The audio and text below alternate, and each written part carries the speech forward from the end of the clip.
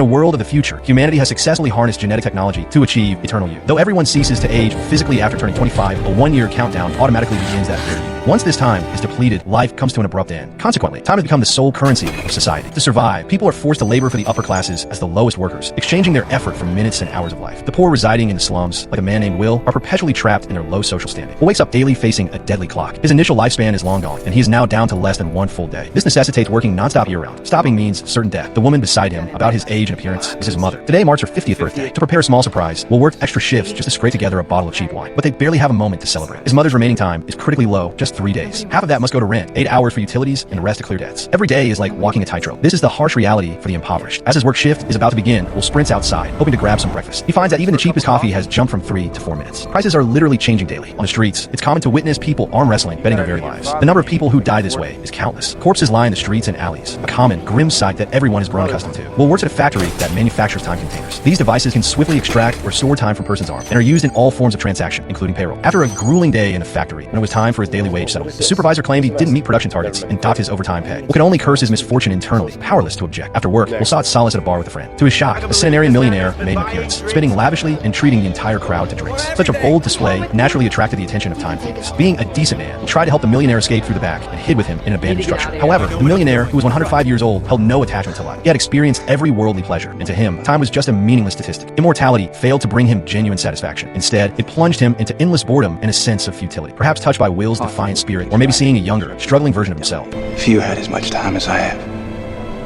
on that clock, what would you do with it?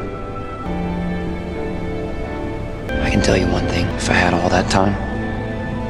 The wealthy man decided to grant this poor young man an opportunity to challenge the system's powerful elite. The next morning, when Will awoke, the millionaire was gone. A message was scrawled on the window: "Don't waste my time." Looking at his own arm, he discovered he had been gifted an astonishing 116 more years of life. At that moment, the former millionaire sat alone on a bridge, quietly awaiting the embrace of death. Will arrived too late. Coincidentally, a surveillance camera captured Will's departure from the abandoned building. With a century's worth of time on his arm, Will knew he couldn't remain in the treacherous slums where he would surely be murdered for his wealth. So, he made plans to take his mother and escape the ghetto, heading for the rich sector. Before leaving, he didn't forget the good friend who had supported him for years.